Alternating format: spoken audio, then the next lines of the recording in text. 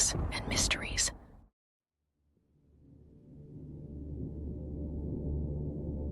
Japan साम्राज्य की सैन्य पुलिस द्वारा मूल रूप से स्थापित की गई यूनिट 731 को युद्ध के अंत तक जनरल शिरो इशिई, जो एक कॉम्बैट मेडिक अधिकारी थे, ने अपने अधीन ले लिया और इसका नेतृत्व किया।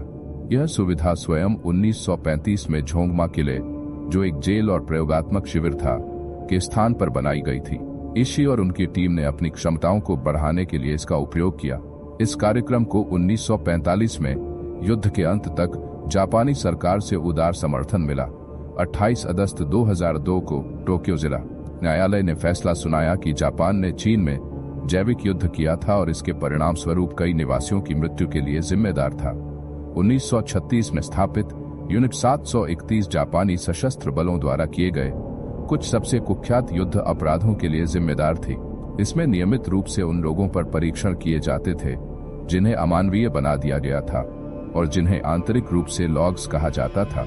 पीड़ितों को और अधिक अमानवीय बनाने के लिए उन्हें लॉग केबिन्स नामक सुविधाओं में बंद कर दिया जाता था।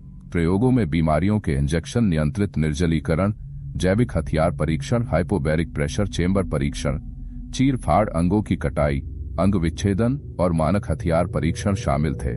यूनिट 731 अपने द्वितीय विश्व युद्ध के दौरान मानव प्रयोगों के लिए कुख्यात है। केवल पिंगफांग में ही यूनिट 731 डिवीजन द्वारा कम से कम 3000 पुरुषों, महिलाओं और बच्चों को मरुतास के रूप में प्रयोगों के अधीन किया गया था। यहाँ एक लेख है जो बताता है कि उन्हें मरुतास क्यों कहा जाता था। जापानी भाषा में मरुता का मतलब लकड़ी के लट्ठे होता है, लेकिन इस मामले में मरुता का मतलब लोग हैं। 3 लाख लोग जिन्हें क्वांटम सेना के महामारी रोकथाम और जल आपूर्ति विभाग में निर्ममता से यातनाएं दी गईं और मार दिया गया। डॉ हैरिस शेल्डन का अनुमान है कि जैविक प्रयोगों में कम से कम 10,000 से 12,000 कैदियों की मृत्यु हुई। ठंड से जमाव का परीक्षण।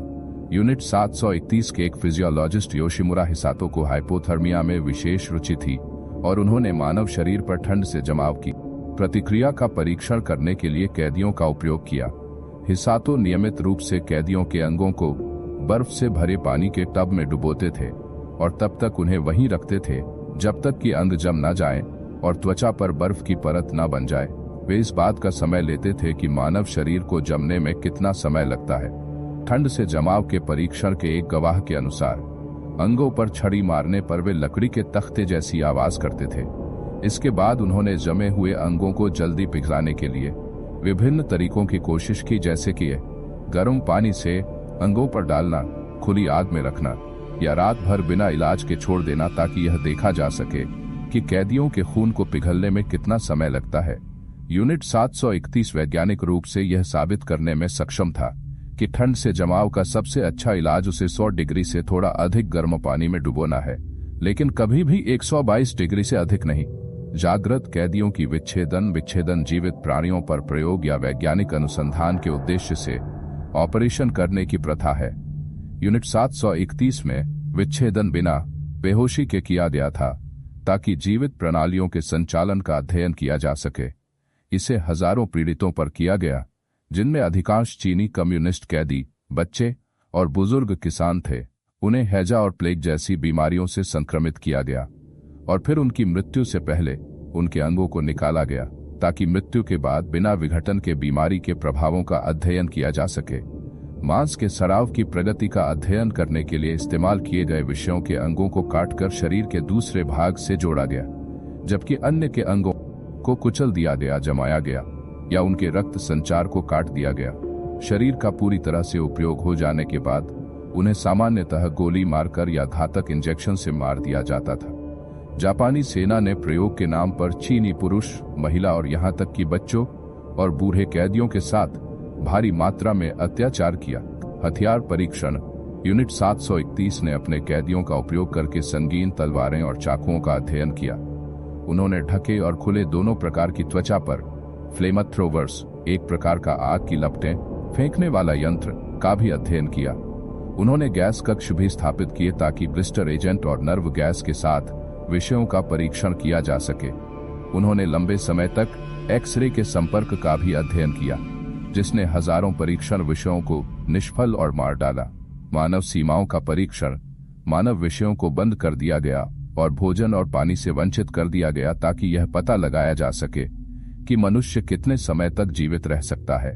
दुर्घटना की चोटों का अध्ययन करने के लिए भारी वस्तुओं को बंधे हुए कैदियों पर गिराया गया। पायलटों और पैराशूटर्स पर उच्च जी फोर्स के प्रभावों का अध्ययन करने के लिए मानवों को बड़े सेंट्रीफ्यूज में लोड किया गया और उन्हें उच्च गति तक घुमाया गया जब तक कि वे बेहोश या मर नहीं गए, जो आमतौर पर 10-15 जी के बीच हुआ। जबरन गर्भधारण।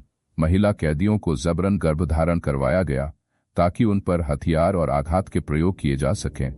गर्भवती परीक्षण विषयों को विभिन्न बीमारियों से संक्रमित किया गया।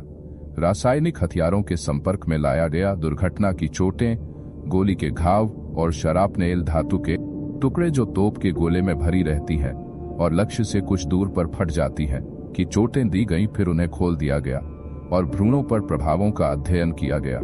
यूनिट 731 के शोधकर्ताओं के लिए विशेष रुचि का विषय थी। चीन जापान के दूसरे युद्ध के दौरान चीन पर जापानी आक्रमण ने आज भी कई चीनी लोगों में घृणा की गहरी छाप छोड़ी है। जापानी द्वारा किए गए अधिकांश अत्याचार अब अधिकांश इतिहासकारों को ज्ञात है। अब तक मानवता के खिलाफ किए गए सबसे घिनौने और भूले बिसरे कृत्यों में से एक था जापानी शाही सरकार का गुप्त जैव रासायनिक हथियार कार्यक्रम। इसे शाही जापानी सेना के महामारी रोकथाम और जल शोधन विभाग के रूप में कपटपूर्ण रूप से लेबल किया गया था। जापानियों ने अक्सर निर्दोष कैदियों पर कई प्रकार के क्रूर और अमानवीय प्रयोग किए। सरकार ने युद्ध के बाद जापान के पुनर्निर्माण और एक लोकतंत्र में बदलाव की निगरानी के लिए जनरल मैकार्थर को भेजा। इस दौरान मैकार्थर ने लेफ्टिनेंट कर्नल मुरेस सैंडर्स को जापान के जैविक युद्ध पर डेटा एकत्र करने का कार्य सौंपा, जो कि मानव प्रयोगों के माध्यम से प्राप्त किया गया था। सैंडर्स के सुझाव पर मैकार्थर ने मानवता के खिलाफ अपराधों को अंजाम देने में शामिल उच्च स्तरीय अधिकारियों को उनके प्रयोगों के डेटा के बदले में पूर्ण राजनीतिक प्रतिरक्षा की पेशकश की। इनमें से एक थे शिरो इशी, जो यूनिट 731 के कमांडर थे। कवर अप ऑपरेशन के दौरान अमेरिकी सरकार ने चीन में किए गए मानव प्रयोगों के डेटा को प्राप्त करने के लिए धन का भुगतान किया, जैसा कि 2 अप्रकाशित अमेरिकी सरकारी दस्तावेजों में बताया गया है। कुख्यात यूनिट के अज्ञात पूर्व सदस्यों को कुल 1,50,000 येन से 2 लाख येन के बीच भुगतान किया गया था। उस समय 2 लाख येन की राशि आज के हिसाब से 2 करोड़ येन से 4 करोड़ येन के बराबर है। यह उतना ही चौंकाने वाले और परेशान करने वाले थे जितना कि यूनिट के भयानक कार्य कि जनरल मैकार्थर और अमेरिकी सरकार ने यूनिट 731 के सदस्यों को उनके द्वारा किए गए भयानक अत्याचारों के बावजूद माफ कर दिया। यूनिट के सदस्यों को माफ करने का मुख्य कारण यह था कि अमेरिका नहीं चाहता था कि कोई और देश यूनिट के जैविक प्रयोगों के डेटा और परिणामों पर हाथ डाले, और साथ ही अमेरिका यह भी जानता था कि वे अपने स्वयं के प्रयोग करके कभी भी ऐसे परिणाम प्राप्त नहीं कर पाएंगे, क्योंकि जापानी युद्ध के दौरान पकड़े गए हजारों कैदियों पर घातक प्रयोग करके ही अपना डेटा प्राप्त कर सके थे। रिसर्च के अनुसार यूनिट 731 के प्रयोगों के परिणाम न तो अत्याधुनिक थे और न ही अधिकांश उद्देश्यों के लिए व्यावहारिक। इसके अलावा सोवियत संघ ने यूनिट 731 से पकड़े गए जापानी सैन्य कर्मियों पर युद्ध अपराधों के लिए मुकदमा चलाया और यूनिट की दस्तावेजीकरण का उपयोग जैविक हथियारों की सुविधा बनाने के लिए किया। सोवियत संघ ने खबारोव्स्क में पकड़े गए यूनिट कर्मियों पर मुकदमे चलाए। ऐसा करने वाला वह एकमात्र सरकार था। इन मुकदमों के परिणाम स्वरूप सजा 2 से 25 वर्षों तक की दी गई और सभी आरोपियों को 1956 तक रिहा कर दिया गया। पर वही संयुक्त राज्य अमेरिका ने सोवियत परीक्षणों को कम्युनिस्ट प्रचार के रूप में खारिज कर दिया और यूनिट 731 के अपराधों को छिपा दिया। इसके बाद अमेरिका ने शोधकर्ताओं की जानकारी और अनुभव का उपयोग अपने स्वयं के जैविक युद्ध कार्यक्रम के लिए किया। तो क्या यही कारण है जिसकी वजह से चीन आज भी अमेरिका को बिल्कुल भी पसंद नहीं करता? क्योंकि अमेरिका ने उस समय यूनिट 731 के कर्मियों को सजा होने से बचाया था। मित्रों, आप सभी की इस बारे में क्या राय है, हमें कमेंट में जरूर बताएं। अगर वीडियो आपको अच्छी लगे तो वीडियो को लाइक करें और चैनल को सब्सक्राइब भी करें ताकि इसी प्रकार की जानकारियां हम आप तक पहुंचाते रहे। धन्यवाद।